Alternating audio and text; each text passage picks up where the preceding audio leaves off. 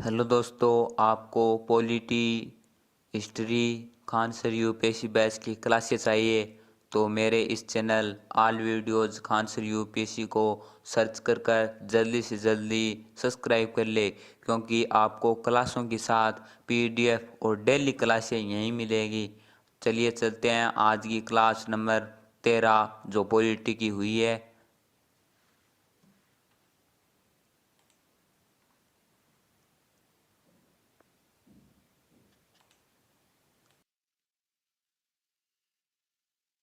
Good morning बच्चों।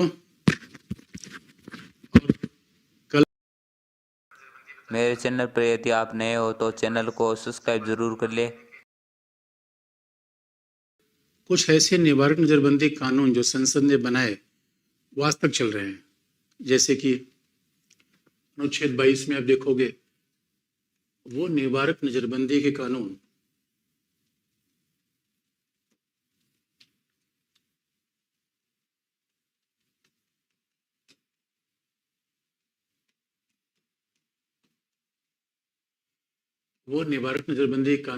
जो आज भी बाकायदा चल रहे हैं।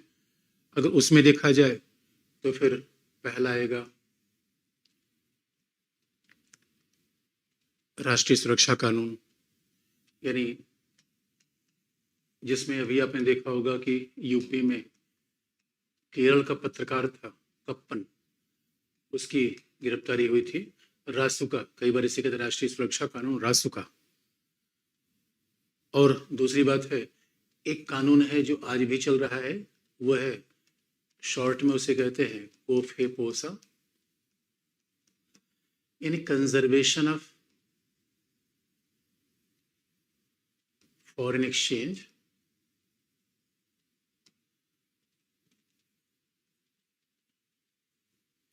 Conservation of foreign exchange, prevention of smuggling activities and prevention of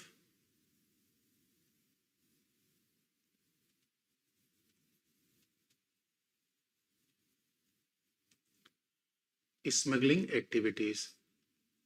और लास्ट में है दोस्तों एक UAPA, unlawful activities prevention act, यानी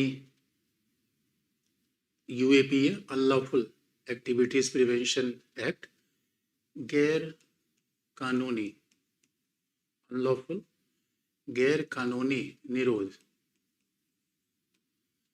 गतिविधि अधिनियम।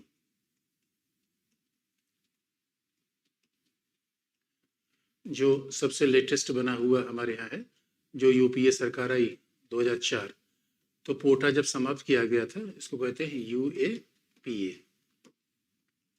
यूपीए नहीं, UAPA, unlawful activities prevention act.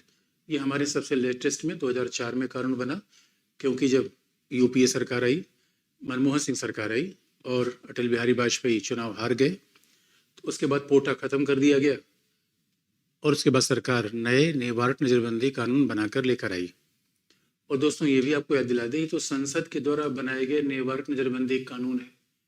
हमारे यहाँ तो राज्यों ने तमाम निवारक नजरबंदी कानून बना रखा है, महाराष्ट्र, छत्तीसगढ़, गुजरात। तो राज्यों के पास भी, यानी राज्य विधानसभाएं भी चाहे तो ऐसे निवारक नजरबंदी कानून बना सकती हैं। अब फिर आप ये कहोगे कि हाँ सर, ये तो बात ठीक है, अगर कानून बन जाएगा तो है तो बड़ा खतरनाक, है बड़ा प्रॉब्लमेटिक। लेकिन दोस्तों ये प्रॉब्लम है, इसलिए संविधान निर्माताओं ने ये प्रावधान कर दिया था कि जो निवारक नजरबंदी में रखे जाएंगे उनके लिए भी कुछ अधिकार संविधान में रहेंगे। और वही अधिकार है फंडामेंटल राइट में आर्टिकल 24 से खंड 7 क्लॉज 4 से लेके सब क्लॉज 7 तक। और आपको ये भी याद दिला दें कि हमारे यहाँ जो निवारक नजरबंदी कानून बनते हैं वो कितने प्रकार के हैं, फिर उनके लिए अधिकार क्या है। जो हमारे यहाँ निवारक नजरबंदी कानून है, प्रकार का मतलब है एक तो संघ सरकार वो एक संसद बनाएगी, राज्य विधानसभा बनाएगी, क्योंकि राज्य विधानसभा का मूल काम क्या है, लोक व्यवस्था बनाए रखना, तो वो बना लेंगी। संसद राष्ट्रीय सुरक्षा, एकता, अखंडता, तो वही बना लेगी। इन दोनों कानून बना सकती हैं। और जब दोनों कानून बनेगा तो निवारक नजरबंदी के प्रावधान भाई संविधान के हिसाब से होने चाहिए। आप जानते हो यही तो संविधान की सर्वोच्चता है। संविधान सबसे बड़ी विधि है। तो हमें ध्यान में रखना पड़ेगा कि निवारक नजरबंदी का पहला कानून क्या होगा? किसी व्यक्ति को 3 महीने तक तो निवारक नजरबंद रखा जा सकता है। उसके लिए पुलिस को कुछ भी करने की आवश्यकता नहीं है, इसलिए बड़ा खतरनाक है दोस्तों। यानी 3 महीने तक ना आप मजिस्ट्रेट के सामने जाएंगे, ना कोई ट्रायल होगा। अब आप सोचते होंगे कि सर ये तो बड़ा गड़बड़ है, कल के लिए हमें कोई हिरासत में ले लिया और हम सोचेंगे हमारा एग्जाम देना है, एग्जाम देना, शादी विवाह जाना, सब कुछ दोस्तों खत्म। तो पहला तो नजरबंदी 3 महीने तक के लिए है, लेकिन फिर अनुच्छेद, हमने कहा कि अनुच्छेद 22 के खंड 4 से 7 तक ये बताया गया है कि भाई इसका मिसयूज ना हो, इसलिए इस पे थोड़े प्रतिबंध भी लगे, राज्य के ऊपर थोड़ा प्रतिबंध तो लगे, ये रास्ता बिल्कुल मनमानी हो जाएगा। इसलिए कहा गया अगर 3 महीने से ज्यादा किसी को नजरबंदी में रखना है, किसी को 3 महीने से ज्यादा नजरबंदी में रखना है, तो संविधान में लिखा गया, आर्टिकल 22 में लिखा गया है कि उसे तब रखा जाएगा जब उस राज्य के उच्च न्यायालय, उस राज्य के उच्च न्यायालय के न्यायाधीश की अध्यक्षता में।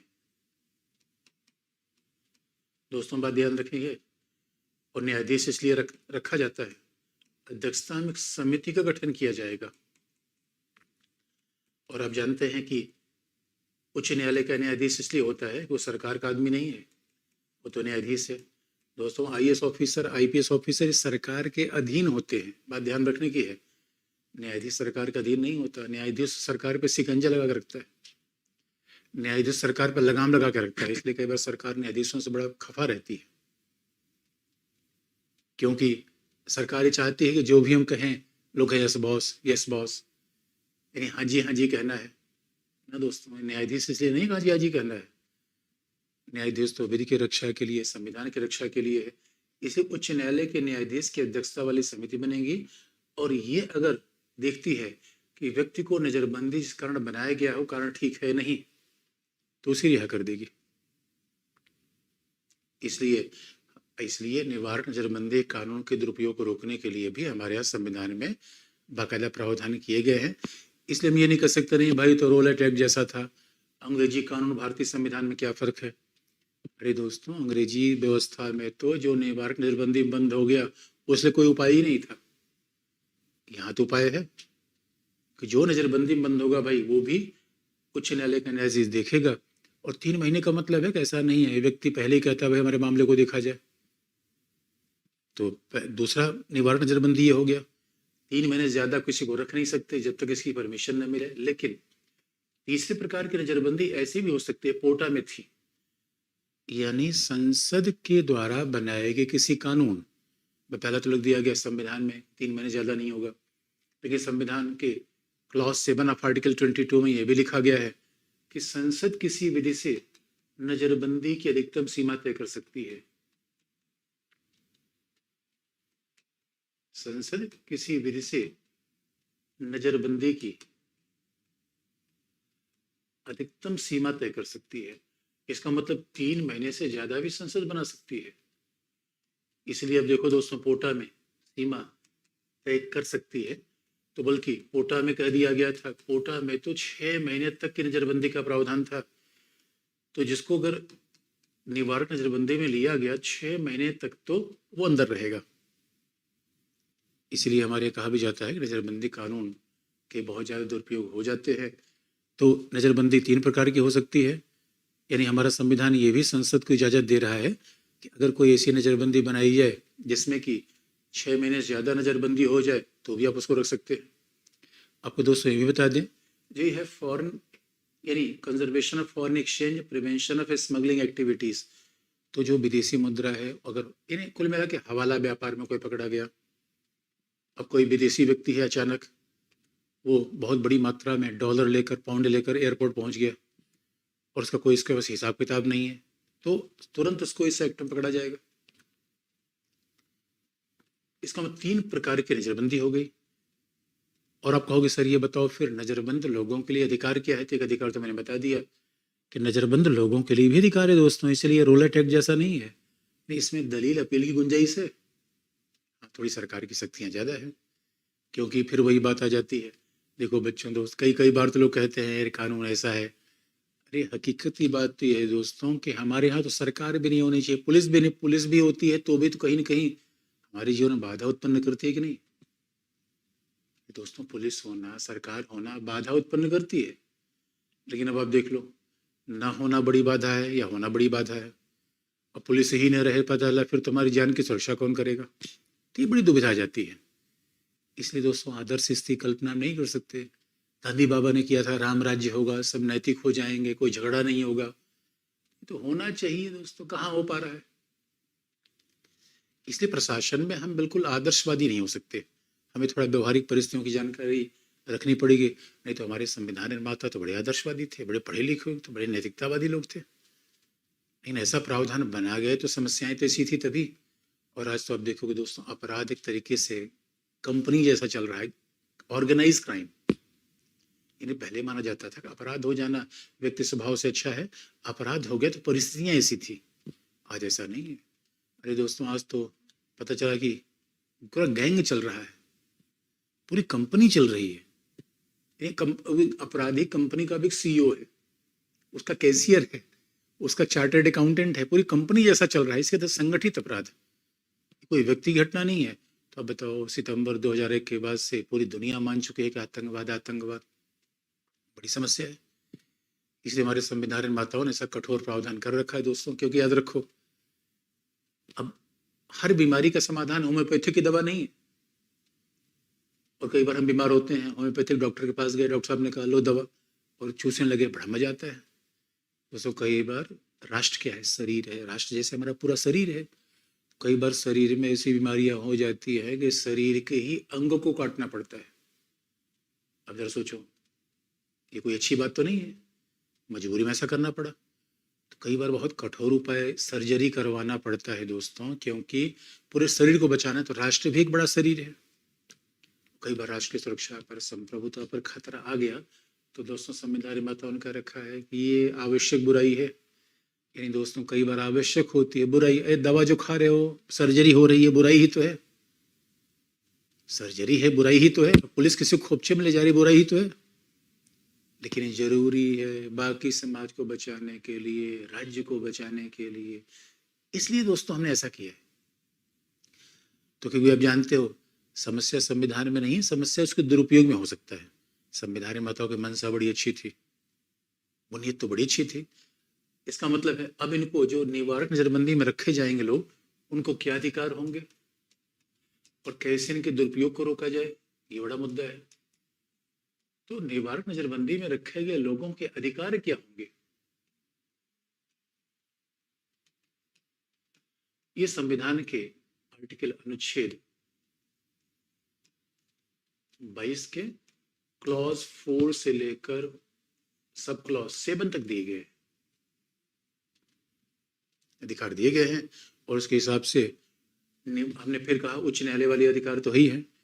निवारक नजरबंदी में व्यक्तियों को अपना पक्ष रखने का, अपना प्रतिनिधित्व करने का अवसर होगा। अपना पक्ष रखेंगे, अपना प्रतिनिधित्व करेंगे। यानी प्रतिनिधित्व कैसे करेंगे, न्यायालय के सामने जाएंगे, वकील करेंगे। तो उन्हें अधिकार दिया गया है कि वकील करेंगे। और उन्हें नजरबंदी कारण बताया जाएगा, उन्हें नजरबंद क्यों रखा गया, उन्हें नजरबंदी का कारण बताया जाएगा।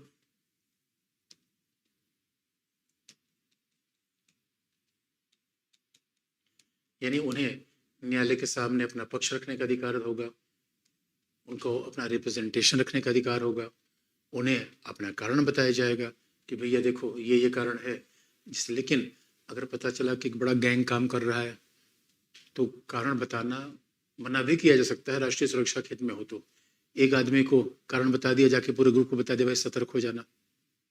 तो कई बार कारण मना भी किया जा सकता है। कारण नहीं बताया जाएगा यदि राष्ट्रीय सुरक्षा के खिलाफ हो,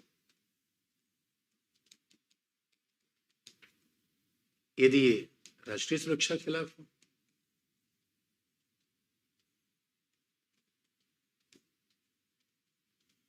तो ये अधिकार दिए गए हैं जो निवारक नजरबंदी में बंद व्यक्ति होगा। इसलिए दोस्तों, निवारक नजरबंदी में व्यक्तियों को, बंद व्यक्तियों को वकील करने का अधिकार है, न्यायालय जाने का अधिकार है। उसके बाद उच्च न्यायालय की समिति बनेगी, सिर्फ जांच करेगी। इसका मतलब है केवल पुलिस का ही कंट्रोल नहीं है। तो हम ये नहीं कह सकते संविधान निर्माताओं ने ऐसा कह दिया कि भाई राज्य जो चाहे वो कर लेगा। लेकिन अब आप ये कह सकते हो कि नहीं, इसका दुरुपयोग हो रहा है। तो दुरुपयोग तो हो ही जाता है, क्योंकि दोस्तों आप याद रखो, राज्य की शक्ति बढ़ेगी तो किसके खिलाफ? अपराधियों के खिलाफ बढ़नी चाहिए।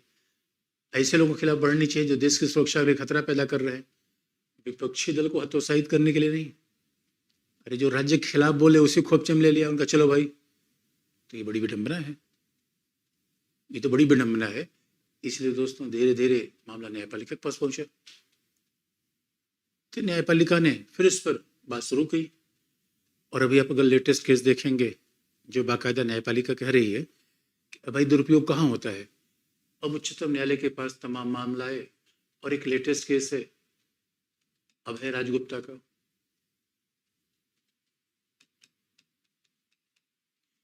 उच्चतम न्यायालय के पास मामले आने लगे।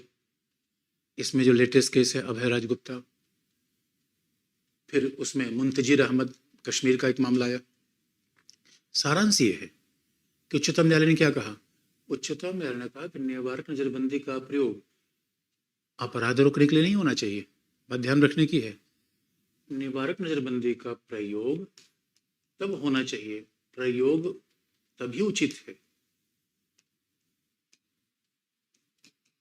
तभी उचित है जब ये राष्ट्रीय सुरक्षा को बनाए रखने के लिए हो, राष्ट्रीय सुरक्षा को बनाए रखने के लिए हो, संप्रभुता की रक्षा के लिए हो,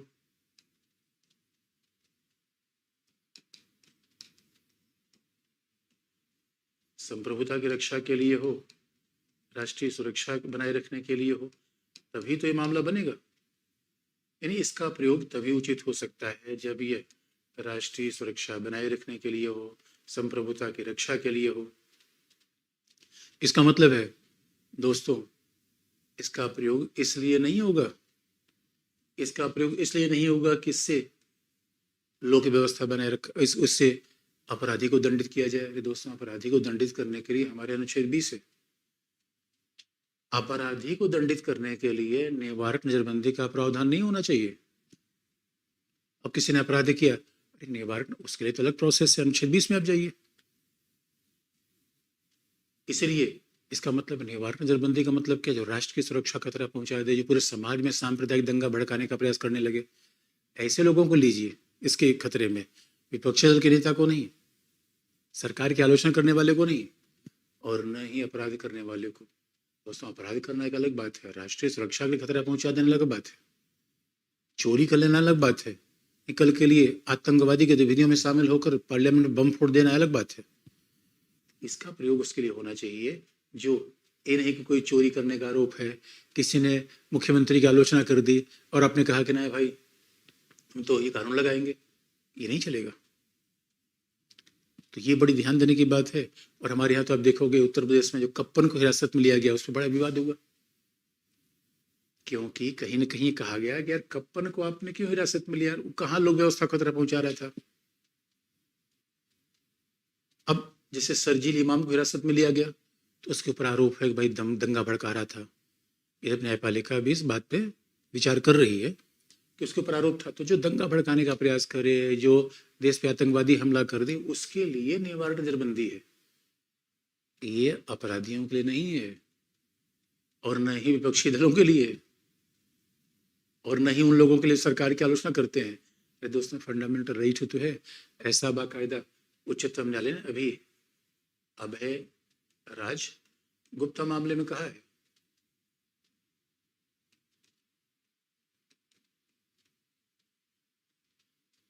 लेकिन आप जानते हैं इसका मतलब है अगर उच्चतम न्यायालय कह रहा है कि इसका मिसयूज नहीं होना चाहिए, तो अब देखो दोस्तों मिसयूज तो होता है। अब उच्चतम न्यायालय कह रहा है इसका मिसयूज नहीं होना चाहिए, कई बार मिसयूज होता है। और आप इसलिए याद रखो, अगर इसका निवारक नजरबंदी का मिसयूज होगा तो व्यक्ति की आज़ादी खतरे में आएगी, 19 खत्म हो जाएगा, 20 का महत्व नहीं होगा, पुलिस राज्य स्थापित हो जाएगा। अगर निवारक नजरबंदी का दुरुपयोग होगा तो इसका परिणाम देखो क्या होगा। दुरुपयोग होगा तो भारत में विधि का शासन होगा या पुलिस राज्य? दोस्तों ये बहुत ध्यान देने की बात है। फिर तो भारत में पुलिस राज्य हो जाएगा, विधि का शासन नहीं होगा, पुलिस राज्य हो जाएगा। और अनुच्छेद 19, 20 ये सब खत्म हो जाएंगे। अनुच्छेद 20, 19, 20, 21 का महत्व समाप्त हो जाएगा। अरे दोस्तों आप ये ऐसे सीधे कर लो, फिर तो तानाशाही शासन हो जाएगा। इसलिए बहुत ध्यान देने की बात, आर्टिकल 22 हमारे संविधान का एक अलोकतांत्रिक आर्टिकल है। दोस्तों नॉर्थ कोरिया नहीं है, ये नहीं कि जिसके पास लठ उसी की भैंस। इसलिए ये अपने आप में इसके दुरुपयोग से समस्याएं बनती है। लेकिन आप ये भी कर सकते हो कि अब आप कहोगे सर इसको संविधान से हटाओ, लेकिन मामला दोस्तों ने फिर बता दिया कि संविधान से हटाने की आवश्यकता नहीं है, बल्कि जो आतंकवाद की समस्या आजकल है, संगठित अपराध है, उसको इससे हल किया जा सकता है। इसलिए मामला हटाने की नहीं, दुरुपयोग रोकने की है, इसके दुरुपयोग रोकने की है। और इसीलिए यह एक आवश्यक बुराई है जिसका हम कहीं कहीं प्रयोग करते हैं, क्योंकि आज भी हमारे यहाँ ऐसी समस्याएं हैं जो राष्ट्रीय खतरा उत्पन्न कर रही हैं। इसलिए दुरुपयोग रोका जाए। अगर दुरुपयोग इसका होगा तो ये बड़ा अपने आप में अनुचित है। और इसे कई बार कहा जाता है दोस्तों, हम संविधान की भावना के साथ फिर छेड़छाड़ कर देते। भावना के साथ छेड़छाड़ देखो दोस्तों नहीं होनी चाहिए। इन संविधान निर्माताओं ने सोचा क्या था, क्यों कोई बड़ी चीज बनाया था, और हमने उसको केवल दलीय हितों पर उसका मिसयूज कर दिया। यही तो लोकतंत्र पे खतरा है। क्योंकि बात ध्यान में रखने का होगा कि विकसित देशों में शांति के समय निवारक नजरबंदी की कल्पना भी नहीं है। अमेरिका में, यूरोप में निवारक नजरबंदी कानून लागू होगा तो सोच ही नहीं कोई नहीं सकता। लेकिन हमारे यहाँ परिस्थितियां माना अलग है, तो बस ठीक है ऐसे लोगों के खिलाफ लागू हो जो देश के लिए खतरा पैदा कर रहे हैं, न कि ऐसे लोगों के खिलाफ ये जो सरकार की आलोचना करते हैं। विपक्षी दल कहाँ से आएगा दोस्तों? फिर तो लोकतंत्र का मतलब हो जाएगा, फिर तो ये हो गया कि शासक तानाशाह हो जाएगा। तानाशाह कैसे होते थे? जो कह दिया वही सही है। तानाशाह ने जो कह दिया उसके खिलाफ आप नहीं बोल सकते, जबकि हकीकत की बात यह है कोई व्यक्ति कह दिया उसकी बात परफेक्ट कैसे मान लें। इसलिए निष्कर्ष में आप लिखेंगे कि ये एक आवश्यक बुराई है।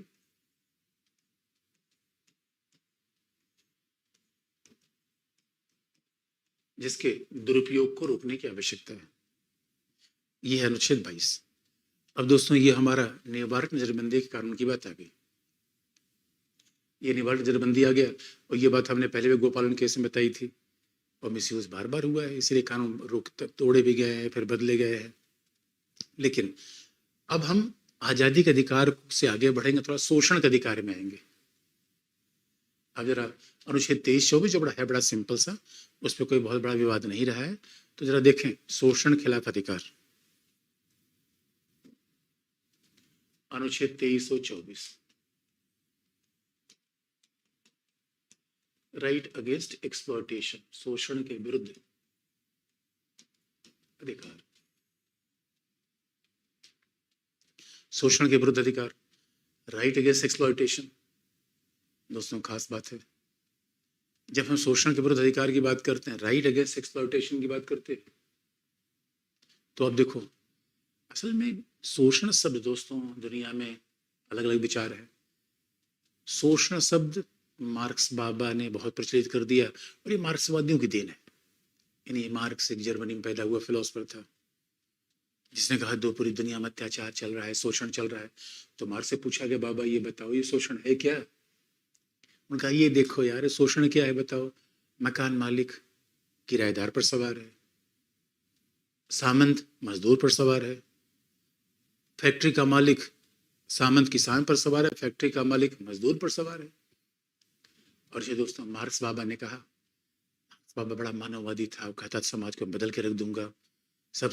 और इसलिए उसने कहा भी कि मैं एक ऐसा समाज बनाऊंगा जहां दोस्तों आदमी आदमी पर सवार ना हो। यानी अगर बच्चों, अगर मानव जीवन का मतलब है गरिमामय जीवन अधिकार, तो गरिमामय जीवन का अधिकार का मतलब है मेरी प्रतिभा, मेरी क्षमता, उन सब का मालिक मैं हूं। तो दोस्तों ये बताओ, मेरी प्रतिभा क्षमता ये है, मेरी आज़ादी ये है कि जो मैं चाहे काम करूं, काम न करूं, कहीं आऊं कहीं जाऊं। तो अब बताओ, मेरी प्रतिभा, मेरी क्षमता का प्रयोग दूसरे के लिए होना चाहिए। इसलिए मेरे बच्चों, बहुत ध्यान देने की बात है, मानव है, हम दास नहीं है। और सच मानो, दास कह देना मानव का तो अपमान है, सेवक कह देना मानव का अपमान है। मानव और सेवक, ओ माय गॉड दोस्तों, ना ना ना, ये हो नहीं सकता। इसलिए यकीन मानो, मानव जीवन इतना निराला है। हमारे यहाँ बिस्मिल्लाह खान सनाई वादक थे, और बिस्मिल्लाह खान को अमेरिकी सरकार ने बुलाना चाहती थी कि बिस्मिल्लाह खान साहब जरा आओ, हमारे हमारे बच्चों को शहनाई सिखाओ। बिस्मिल्लाह खान ने कहा गंगा बहाओ। अमेरिकी सरकार ने कहा अरे खान साहब, ये क्या बात कर रहे हो, गंगा कैसे बहेगी? तो बिस्मिल्लाह खान ने कहा गंगा नहीं बहेगी तो मैं अमेरिका नहीं जाऊंगा। नहीं दोस्तों, क्या बताओ, ये एक मानव था जो फक्कड़ हुआ करता था। मतलब मानव नौकरी के लिए बना है ना दोस्तों, ये मानव। अब देखो, आजकल तो जीवन में हर आदमी काम कर ले रहा है, इसलिए पहले जो लोग कहते थे नौकरी ना करी, अरे किसी का चाकर बनना, नौकर बनना दोस्तों, मानव होने का मतलब क्या है? क्या है? मस्त जीना, फक्कड़ जीना। इसे सच मानो, जब मुझे कोई व्यक्ति ऐसा मिलता है जो ये कहता है कि भैया हमने जीवन में कोई काम नहीं किया, मैं कहता यार बस बस गले लग जाओ यार, तुमने ही तो जीवन जिया। अरे जीवन दोस्तों, जहां मर्जी वहां बैठे, जहां मर्जी गए। और एक शोषण आधुनिक समाज की बड़ी समस्या है। इसलिए हमारे संविधान निर्माताओं ने कहा ना भाई, शोषण नहीं होगा। इसलिए गरिमा में जीवन में शोषण संभव ही नहीं है। मतलब एक दोस्तों, हम किसी जीवन के लिए, मैं किसी व्यक्ति के लिए सीढ़ी नहीं हो सकता कि मेरे ऊपर कोई पैर रख के चढ़ जाए ऊपर। बांस हो सकता है, मैं नहीं हो सकता। ये क्या दर्शन था। इसलिए संविधान निर्माताओं ने क्या कहा, शोषण के विरुद्ध अधिकार। तो सब शोषण कितना बड़ा शब्द है। और कई बार तो मुझे दोस्तों दिखता है, एक बार मार्क्सवादी को लेकर गया ताजमहल दिखाने, उनका देखो भाई ताजमहल कैसा है। मार्क्सवादी ने कहा ये ताजमहल है, सफेद संगमरमर में मुझे खून के धब्बे दिखाई दे रहे हैं। मार्क्सवादी दोस्तों सोच कर रहा कि, तो हमने कहा मतलब, उन्होंने कहा अरे भाई ये ताजमहल कैसे बन गया? सोचो, पुराने जमाने में मजदूरों के सबके खून पसीने से ताजमहल बन गया। क्या महाराजा ने सबके मजदूरी दी होगी, पैसा दिया होगा? हमने कहा यार बात तो सही कह रहे हो। तो संविधान निर्माताओं ने कहा भैया कोई शोषण नहीं, यही तो बराबरी का अधिकार है। कोई किसी पर सवार नहीं होगा, कोई किसी का मालिक नहीं, सब बराबर। तो हमारे संविधान में तो अनुच्छेद 23 लिखा, और उन्होंने क्या कहा कि शोषण नहीं होगा। कैसा? यानी शोषण कैसा नहीं होगा? न तो मानव दुर्व्यापार होगा, और न ही बेगार होगा, यानी और न ही बलाश्रम होगा। यानी शोषण के 3 रूपों का अनुच्छेद 23 से मना किया गया। पहला, किसी को श्रम करने के लिए बाध्य नहीं किया जाएगा, बाध्यकारी कार्य नहीं लिया जा सकता। बड़ी भाषा में बलात् श्रम, यानी किसी से जबरदस्ती काम करवा लेना, बाध्यकारी नहीं करवा सकते आप। बाध्यकारी, आप किसी मजदूर के पास गए, ये तो फोर्स लेबर, कि किसी मजदूर के पास गए, उनका भैया काम करना, उसने कहा नहीं मैं नहीं जाऊंगा, जबरदस्ती उठा लाया उसको, काम कहीं से नहीं करोगे। और अब देखेंगे, जब हमारे यहाँ राजा महाराजाओं का जमाना था, सामंतवाद था, तो भाई सामंतवादी लोग जाते थे, लोगों को उठा लेते थे, चलो हमारे काम करो। जबकि जीवन में गरिमा में जीवन है। अरे भाई, मैं जब मेरी इच्छा होगा तब मैं पढ़ाऊंगा, जब मेरी इच्छा होगा तब मैं जाऊंगा, ये मानव जीवन है। अब कोई जबरदस्ती करो, भैया नाचो, अरे भैया कैसे नाचूं, मेरा मन ही नहीं कर रहा है, ये खास बात है। तो बलाश्रम, यानी कोई आपसे जबरदस्ती काम नहीं, फोर्स नहीं करेगा कुछ करने के लिए, बाध्यकारी श्रम नहीं होगा, बलाश्रम नहीं होगा।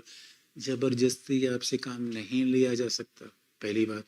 और दूसरा, और दोस्तों फिर बेगार, बेगार का मतलब है, आप कहते हैं बेगारी करवा रहा है। तो ये ताजमहल बन गए, इतने बड़े बड़े किले बन गए, सब बेगारी तो करवाया राजा महाराजाओं ने। बेगार का मतलब क्या है? काम करवा के पैसा नहीं देना। बाध्यकारी का मतलब है इच्छा के खिलाफ काम करवाना। इच्छा विरुद्ध, भाई मेरा काम आराम करने कर रहा है, मेरा काम घूमने कर रहा है, और कोई कह रहा है ना हमारा काम करो, इच्छा विरुद्ध कार्य।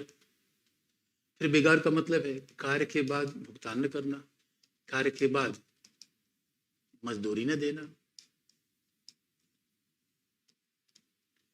कार्य के बाद मजदूरी न देना ये बेकार है।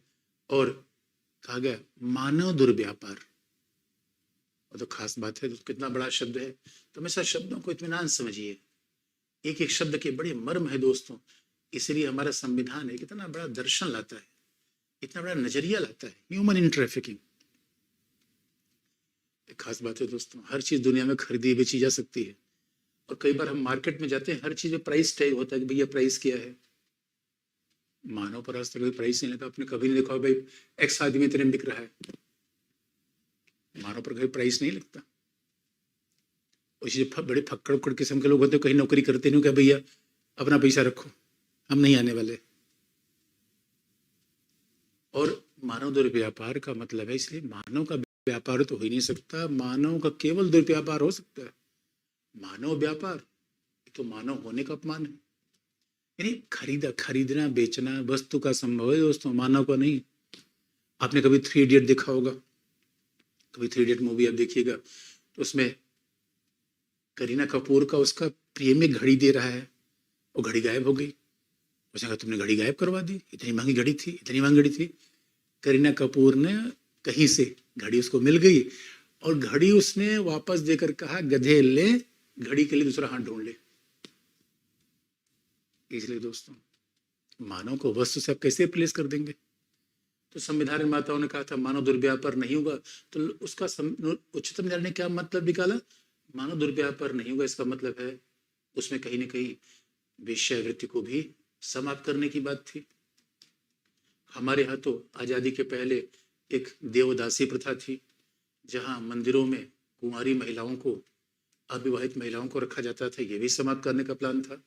और मानवीय अंगों का दुर्व्यापार, कई बार आप सुनते हो दोस्तों, किडनी का अवैध लेन देन, मानवीय अंगों का दुर्व्यापार, ये सब मानवीय दुर्व्यापार में शामिल कर लिए गए, और इन सबको प्रतिबंधित किया गया। और एक खास बात है, आप कहोगे सर ये बताओ कि ठीक है बाध्यकारी श्रम नहीं होगा, बेगार नहीं होगा, मानवीय दुर्व्यापार नहीं होगा, लेकिन अनुच्छेद 23 इतनी बात लिख देने से हो जाएगा? तो नहीं दोस्तों, इसलिए इसके लिए अनुच्छेद 23 में फिर लिखा गया कि राज्य के द्वारा विधि का निर्माण किया जाएगा। इसे राज्य ने अलग अलग विधियों का निर्माण करके बता दिया, राज्य ने अलग अलग विधियों का निर्माण करके बता दिया कि भैया ये सब नहीं होगा। Suppression of immoral trafficking act बनाया गया, संसद ने बनाया। इसलिए कई हमारे से फंडामेंटल राइट हैं जिनको जमीन पर लाने के लिए, क्रियान्वित करने के लिए संसद के विधि के निर्माण की आवश्यकता पड़ती है। संसदीय विधि बनेगी तभी ये क्रियान्वित होंगे, संसदीय विधि बनेगी तभी क्रियान्वित होंगे। ये मामला आ गया अनुच्छेद 23 का। लेकिन अब एक बात, अनुच्छेद 23 में थोड़ा सा रिस्ट्रिक्शन लगा दिया गया, और वैसे आप देखेंगे शोषण के रूप को उच्चतम न्यायालय ने बढ़ा दिया।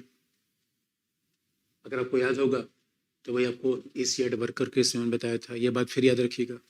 न्यायालय ने एशियाड वर्कर्स केस में बताया था निर्धारित दर से कम मजदूरी देना भी शोषण है, तो शोषण का अधिकार बढ़ा दिया। आपको याद होगा 21 में मैंने आपको ये भी बताया था, विशाखा केस में, विशाखा केस में मैंने बताया था बच्चों, यानी सेक्सुअल हैरेसमेंट भी एक शोषण है। अब देखिए यही समाज में महिलाओं के प्रति जागरूकता बढ़ रही है। इसका मतलब शोषण दोस्तों यही नहीं कि किसी 4 घंटे के बजाय 8 घंटे काम करा लेना, काम करा के पैसा ना देना, और किसी का खून ले लेना, ये सब शोषण हो सकते हैं। किसी महिला पर आपत्तिजनक शब्द का प्रयोग कर देना, ये भी तो शोषण है। धीरे धीरे उच्चतम न्यायालय ने शोषण का दायरा बढ़ा दिया। यानी ये बात हमने अनुच्छेद 21 में आपको बता रखी थी। इसलिए 21 तो जीवन का अधिकार होगा दोस्तों, शोषण में खत्म करिए। लेकिन अब थोड़ा एक प्रॉब्लम ये थी कि अनुच्छेद 23 में कह दिया गया कि बाध्यकारी श्रम नहीं होगा।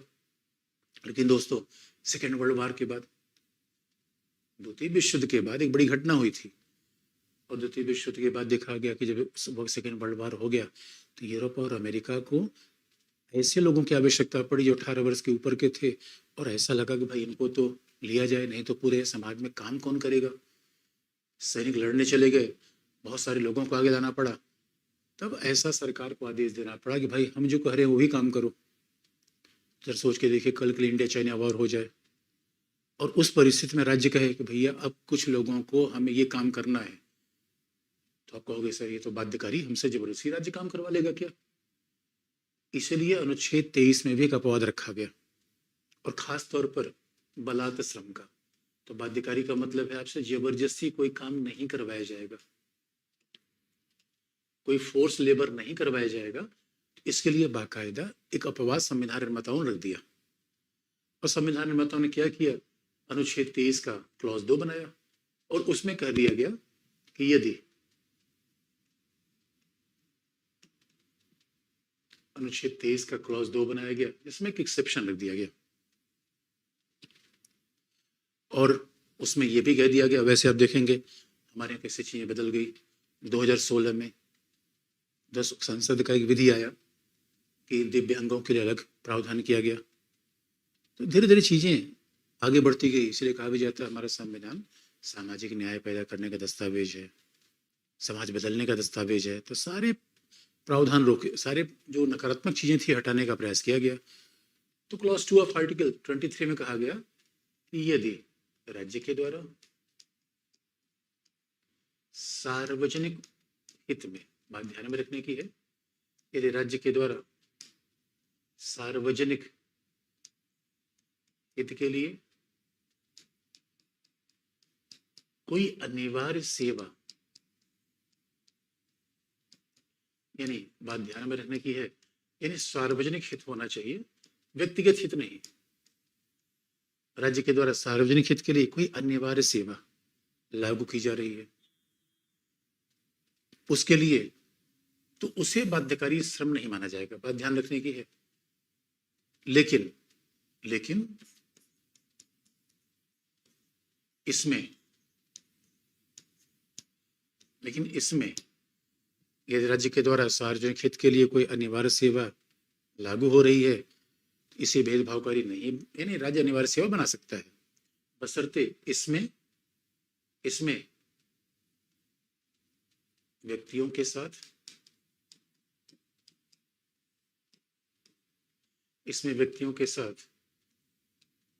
केवल बात आप जानते हो, केवल जाति, धर्म, मूल वंश।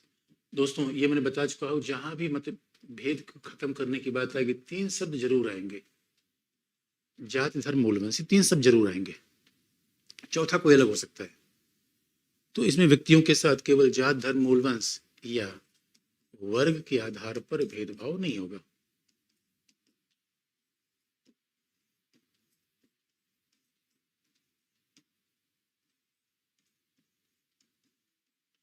वर्ग के आधार पर भेदभाव नहीं होगा। ये बात ध्यान रखने की है बच्चों।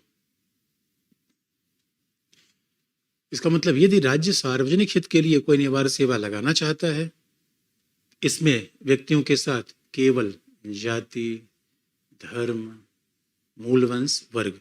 इसका मतलब है कि मान लो इंडिया चाइना वॉर हो गया और कल के लिए राज्य कहे भाई 18 साल के जो युवक है वो सार्वजनिक सेवा देने के लिए आ जाए, लेकिन जो सार्वजनिक सेवा देंगे उसमें इस जाति के लोग आएंगे क्योंकि ये लड़ाके हैं, नहीं। और केवल का मतलब है कि भाई इस आधार पर आप मतभेद कर सकते हैं, शारीरिक क्षमता, शैक्षिक योग्यता, इस आधार पर भेदभाव किया जा सकता है। कि भाई लड़ाई की बात है तो कोई हड्डे कट्टे आदमी को लीजिए तो भला पतला आदमी लेंगे तो गड़बड़ा जाएगा मामला। लेकिन आप ये नहीं कर सकते नहीं भैया अमीरों को लिया जाए, गरीबों को वर्ग। आप नहीं कर सकते भैया सारे अमीरों को ले लिया जाए, इन्हीं को भाई लड़ाया जाए, या सारे गरीब को ले लिया जाए, इनके जीवन का महत्व क्या है, चल लड़ ही ले। नहीं कर सकते। तो किसी धर्म विशेष को, या ये नहीं कहेंगे कि नॉर्थ ईस्ट के लोगों को छोड़ा जाए, या नॉर्थ ईस्ट के लोगों को लड़ा दिया जाए, मंगोलाइड प्रजाति के लोगों को नहीं कर सकते। इसलिए हमारे संविधान निर्माताओं ने हर रास्ते की कल्पना कर रखी है, कभी ऐसी कंडीशन आ जाए जैसे यूरोप में सेकेंड वर्ल्ड वॉर के बाद आई थी। सेकेंड वर्ल्ड वॉर के दौरान वो कंडीशन आई थी, तो इसलिए संविधान निर्माताओं ने हर दो दृष्टि कल्पना कर रखी है, ऐसी कोई विधि बनाई जा सकती है। तो जो आर्टिकल 23 की बात है, इस आर्टिकल 23 शोषण को रोकता है, लेकिन एक अपवाद बाध्यकारी श्रम का दे दिया गया है, जिसके लिए संसद विधि का निर्माण करेगी। अब जरा देख लें शोषण का दूसरा रूप जो अनुच्छेद 24 में है।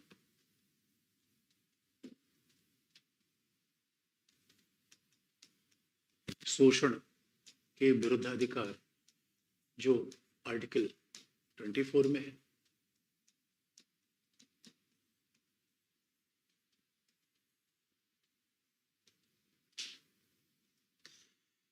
दोस्तों फिर बच्चों की बात आ गई, यानी हमारे संविधान में समाज के परिवर्तन की बात क्यों है? अनुसूचित जाति जनजाति का कल्याण, महिला कल्याण, बच्चों कल्याण। इसलिए हमारा संविधान कह रहा है कि भाई केवल व्यक्ति के ही अधिकार हम नहीं देंगे, अधिकार केवल, और अमेरिका के संविधान में केवल व्यक्ति के अधिकार की बात होती है। हमारे संविधान में कहा गया नहीं भाई सबके अधिकार की बात होगी, परिस्थितियां अलग अलग थी। इसीलिए शोषण के विरुद्ध अधिकार में अनुच्छेद 24 में कहा गया कि 14 वर्ष से कम उम्र के बच्चों को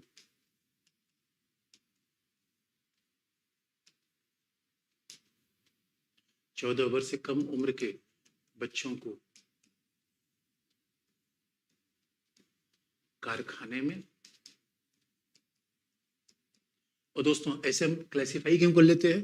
क्योंकि जब पीटी के लिए पढ़ोगे, प्रारंभिक परीक्षा के लिए पढ़ोगे, तो ऐसे बेसिक बातें एकदम याद होनी चाहिए। कारखाना 3 शब्द है, 3 ही हो, चौथा नहीं होगा। मेंस के लिए तो ये आएगा नहीं, मेंस में जहाँ आएगा विशेषण होगा। लेकिन जब पीटी के लिए पढ़ते हो 3 शब्द पढ़ो, ध्यान से पढ़ो, हड़बड़ी में नहीं। कहाँ कहाँ कितने, यानी 14 वर्ष के बच्चों को कहाँ नहीं लगाया जाएगा, ये बात पर स्पष्ट होना चाहिए, कन्फ्यूजन नहीं होना चाहिए। और कहाँ नहीं लगाया सकता? कारखाने, खान, लोहे खान, कोयले खान, और तीसरा खतरनाक उद्योग, हैजार्डियस इंडस्ट्रीज, खतरनाक उद्योगों में नहीं लगाया जाएगा। अभी यह खास बात है, 14 वर्ष से कम उम्र के बच्चों को इन 3 जगहों पे नहीं लगाया जाएगा। अब दोस्तों, और अब जानते हो चाहे अनुच्छेद 23 हो चाहे 24 हो, अब सवाल है खतरनाक उद्योग कौन होंगे, इसके लिए कोई कानून तो बनना चाहिए। इसे 23 और 24 तभी लागू होगा जब संसद कोई विधि बनाएगी।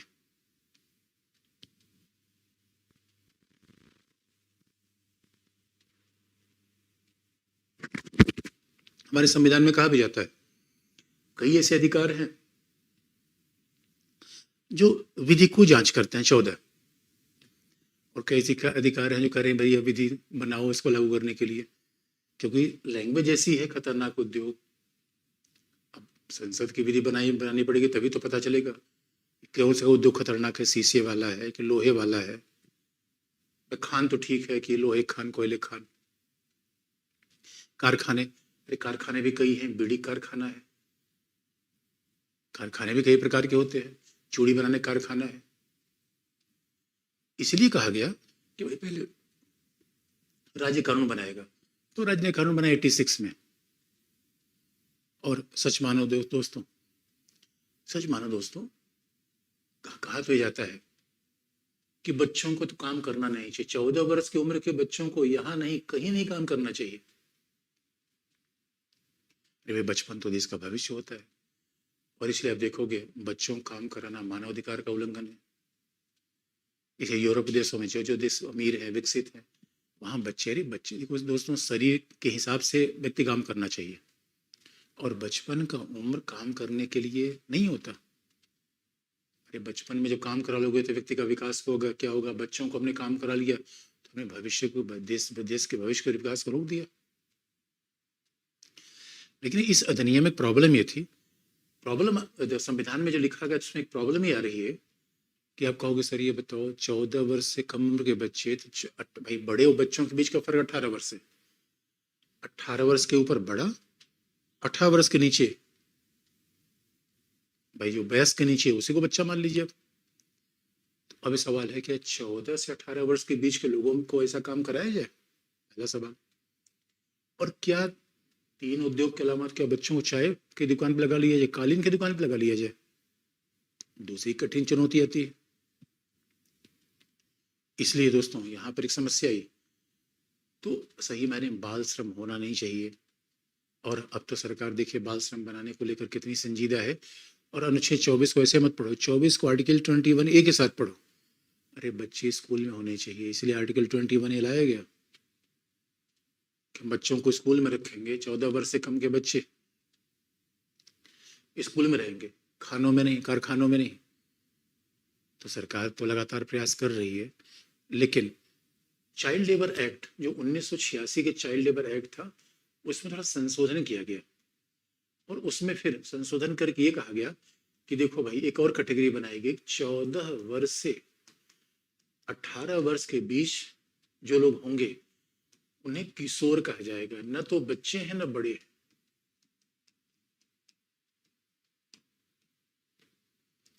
अभी कह दिया गया कि 14 वर्ष से कम उम्र के बच्चे अलग हैं, 14 से 18 वर्ष के बच्चे किशोर हैं। ये कहा गया संविधान में नहीं, चाइल्ड लेबर प्रिवेंशन एक्ट को 2016 में संशोधन किया गया, उसके हिसाब से उसको बनाया गया बाल श्रम उन्मूलन अधिनियम में संशोधन किया गया और कहा गया कि भाई देखो, जो 14 वर्ष से 18 वर्ष के किशोर है वो केवल 3 के अलावा बाकी उद्योगों में काम कर सकते हैं। ये 3 में काम नहीं करेंगे, बाकी में काम करेंगे। तो कह दिया गया भाई किशोर तो ये 3 में काम करेंगे, कारखानों के अलावा, खानों के अलावा, तो 3 के अलावा और कहीं काम कर सकते हैं। तो ये बात तो स्पष्ट कर दी गई, क्योंकि ये पहले समस्याएं थी कि भाई क्या 14 वर्ष से 18 वर्ष के बच्चों को कहीं भी काम पे लगा दिया जाए। तो कहा गया नहीं, 14 किशोरों को भी इन 3 जगह नहीं लगाया जा सकता और 14 वर्ष से के नीचे लगाने का सवाल ही पैदा नहीं होता। तो ये बात स्पष्ट कर दी गई ये चाइल्ड लेबर एबोलिशन एक्ट में। दूसरी बात, और इसी एक्ट में ये कहा गया कि 14 वर्ष से कम उम्र के बच्चों को, 14 वर्ष से कम उम्र के बच्चों को किसी भी उद्योग में काम पर नहीं लगाया जाएगा, किसी भी कार्य में नहीं लगाया जाएगा। न तो चाय की दुकान पर, किसी भी कार्य में नहीं लगाया जाएगा। जो 14 वर्ष से कम उम्र के बच्चों को तो किसी काम में लगाया ही नहीं जाएगा। तो ये बात स्पष्ट कर दी गई, क्योंकि यहाँ था भाई ये बात दोनों अस्पष्ट था इस अनुच्छेद 24 से। तो ये दोनों बात अनुच्छेद 24 को विस्तार कर दिया गया और कह दिया कि 14 वर्ष से कम उम्र के बच्चों को किसी भी काम में नहीं लगाया जाएगा। लेकिन एक अपवाद बनाया गया, यानी न चाय की दुकान पर, न कपड़े की दुकान पर, न कालीन की दुकान पर। बस उसमें एक थोड़ा एक्सेप्शन ही बनाया गया कि बस घरेलू काम में, मान लो किसी के घर में छोटी सी दुकान है, किसी के घर में कोई घरेलू कार्य पर उन्हें लगाया जा सकता है। दोस्तों, किसी के पास छोटी दुकान है, अगर बच्चा वहां 1-2 घंटे बैठ गया, इसे बाल श्रम नहीं माना जाएगा। और इसीलिए दोस्तों हमारे यहाँ तो बाल श्रम लगातार लगभग खत्म ही है, प्रयास चल रहा है। लेकिन कई बार अब देखोगे दोस्तों, बाल श्रम के नाम पर हमारे यहाँ बड़ी पॉलिटिक्स हो जाती है। तो कई बार तो बाल श्रम के नाम पर कई लोगों ने विदेशी राज्यों को ये सब भेज दिया कि भारत में बाल श्रम का प्रयोग होता है, और हमारे सारे कालीन यूरोप ने बैन कर दिए। तो बड़ा आर्थिक नुकसान होगा। अरे बच्चों अगर पिता की स्थिति अच्छी होगी तो बच्चों को पढ़ाएगा नहीं, तो बच्चों की स्थिति करने से पहले पिता की स्थिति अच्छी करो। लेकिन बड़ा दुर्भाग्य का मामला है, इसे चंद्रशेखर उस समय प्रधानमंत्री थे और उन्होंने तो बचपन बचाओ आंदोलन के मुखिया कैलाश सत्यार्थी को इस बात से बड़ी नाराजगी व्यक्त की थी। उन्होंने कहा भाई अब देखो, आप तो भारत के कालीन उद्योग को चौपट कर रहे हो। तो भारत की थोड़ी मजबूरी है, जैसा दोस्तों हम यूरोप जैसे नहीं हैं, हमारी समस्याएं थोड़ी अलग हैं। फिर भी आप देखोगे कि बाकायदा आज तो बाल श्रम के बारे में न्यायालय के लगातार निर्णय आ रहे हैं। और 2002 में MC मेहता केस में तो अभी तो आप देखोगे पोक्सो आ गया है। तो बाल MC मेहतावाद में तो उच्चतम न्यायालय ने यहाँ तक कह दिया कि बाल श्रम को हटाने के लिए एक बाकायदा एक पुनर्वास कोष बनना चाहिए। बाल श्रम को हटाया जाए, हर डिस्ट्रिक्ट में एक बाल श्रम पुनर्वास कोष होना चाहिए।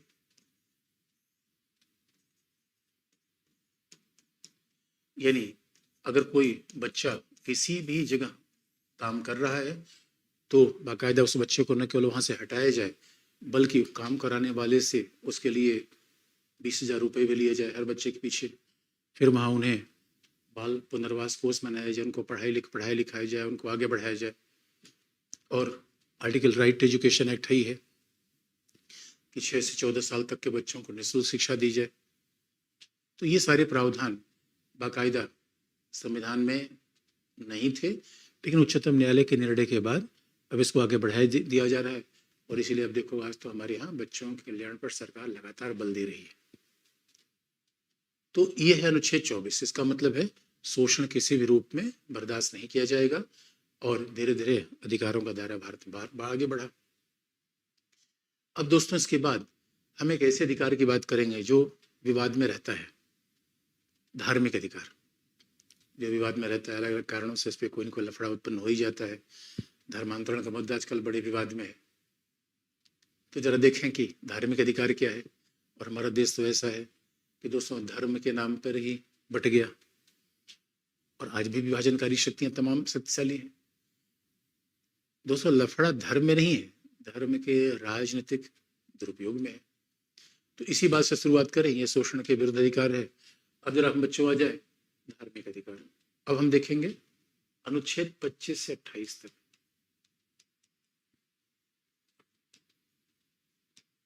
धार्मिक अधिकार, देखो बच्चों, धार्मिक अधिकार में एक बड़ा डिबेट आ जाता है, पंथ निरपेक्ष राज्य क्या है, धर्म निरपेक्ष राज्य क्या है।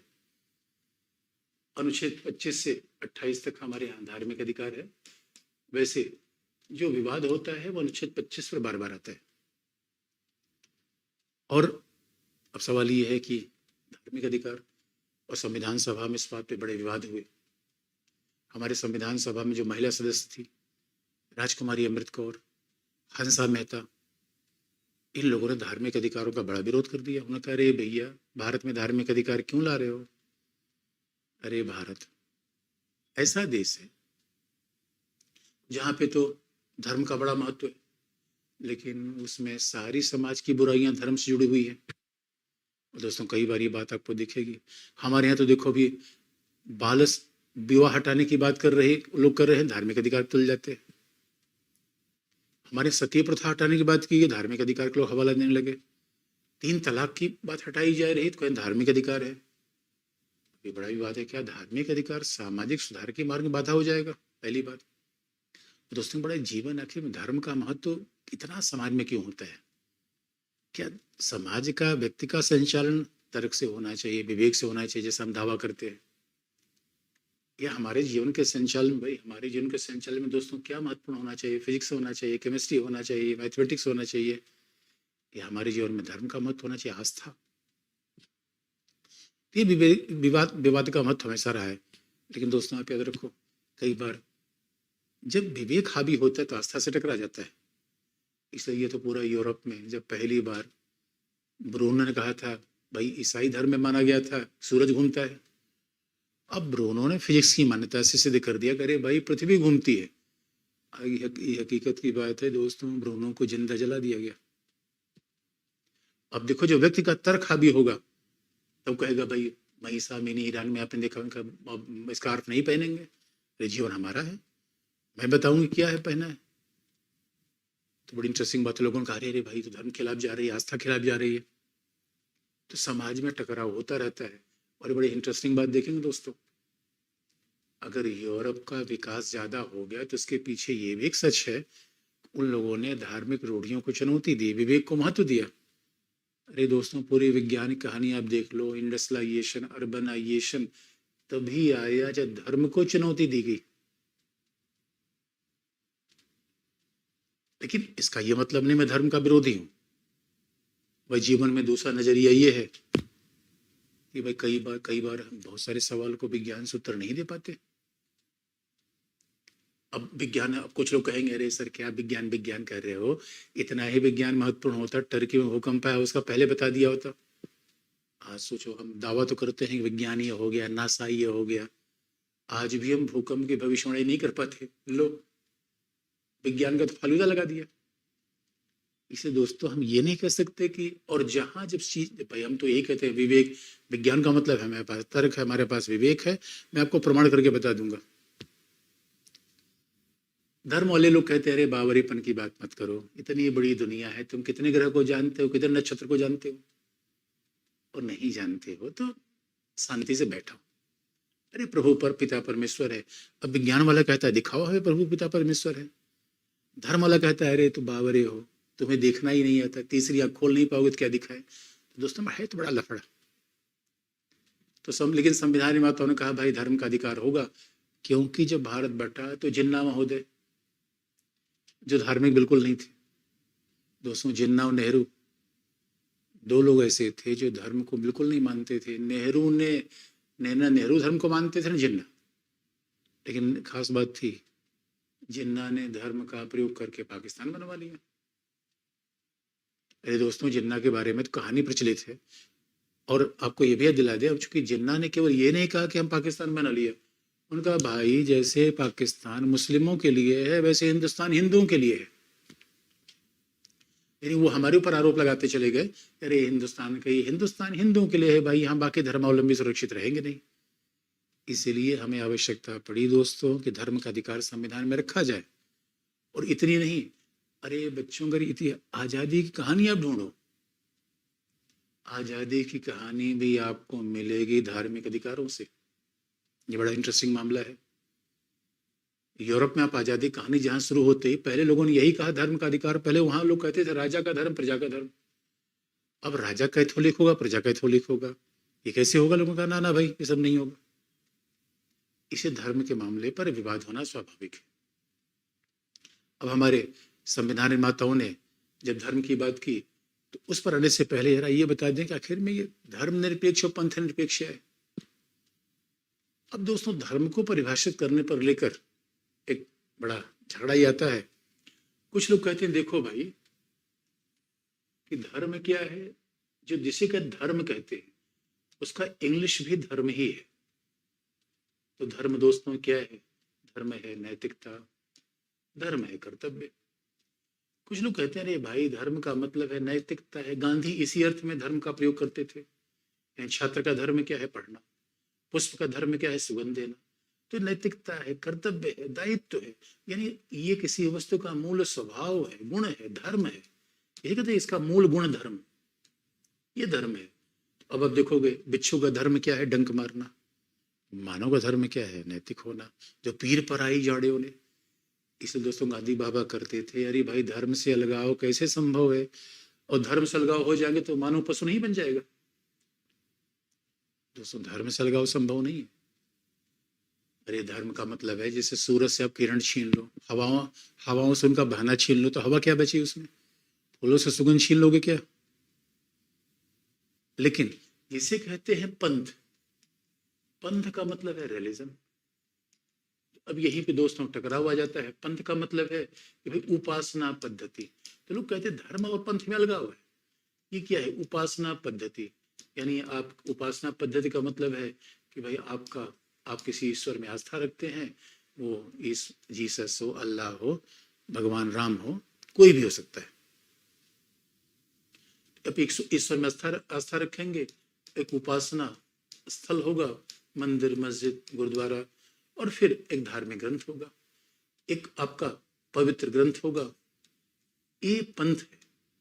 कुछ लोग कहते हैं अरे भाई धर्म पंथ में अंतर करो, और लेकिन इंग्लिश में दोस्तों रिलीजन का ही अनुवाद, संविधान में केवल रिलीजन शब्द लिखा गया है। ये पूरा विवाद हिंदी का है कि धर्म के कोई रिलीजन का ही, और जब रिलीजन का अनुवाद हम धर्म कर लेते हैं तो उसमें प्रॉब्लम आती है। और इसलिए पंथ का मतलब है तो दोस्तों पंथ से हम अलगाव कर सकते हैं। भाई हो सकता है कि न मैं किसी पंथ को मानूं न किसी पंथ का विरोध करूं, निरपेक्ष हो जाऊं। यानी इसलिए कहते हैं कि धर्म से निरपेक्ष होना, धर्म से अलग होना। निरपेक्ष होने का मतलब है कि ना काहू से दोस्ती ना काहू से बैर। निरपेक्ष मतलब है एक व्यक्ति दूसरे को सड़क पर पीट रहा है, मैं आराम से देख रहा हूं, न मैं किसी का सहायता कर रहा हूं, न मैं किसी का बचाव कर रहा हूं, न किसी के खिलाफ जा रहा हूं, न समर्थन कर। निरपेक्ष। अलग होना, तटस्थ होना। निरपेक्ष हो तटस्थ हो जाना, अलग हो जाना। तो लोग कहते हैं अरे भाई व्यक्ति अपने मूल स्वभाव से कैसे अलग हो जाएगा? आपका जो सांप जहर से अलग हो जाएगा, सांप ही क्या रहेगा? शेर हमला करने से अलग हो, तो हर व्यक्ति का एक मूल स्वभाव है, उससे अलग नहीं हो सकता। इसे गांधी बाबा कहा करते थे यार धर्म निरपेक्ष मत करो। धर्म से अलगाव संभव नहीं है, धर्म से तटस्थता संभव नहीं है, पंथ से पंथ से आप तटस्थ हो सकते हो, भाई आपका पंथ कुछ और है, दूसरे का पंथ कुछ और है, आप किसी पंथ को ना मानो, निरंकारी हो गए, निरंकारी हो गए। और यूरोप में तो लगभग 20% जनसंख्या ऐसी है जो किसी पंथ को मानते नहीं मानती, उपासना पद्धति को नहीं मानती। यानी पंथ को मानना न मानना आपकी मर्जी है, लेकिन व्यक्ति होने के नाते कोई नैतिक ना हो। भाई धर्म का मतलब गांधी जी के धारण करना धर्म है। धारण क्या किया जाए? सत्य, हिंसा, अस्तेय, परिग्रह, ब्रह्मचर्य। धारण क्या किया जाए? त्रिशूल, स्कार्फ। अरे ये सब नहीं, गिरुआ वस्त्र नहीं, ये सब धारण करने वाली बात नहीं है दोस्तों। धारण करने वाली बात क्या है? जो नैतिकता है, कर्तव्य है, ये मानव होने का मतलब है।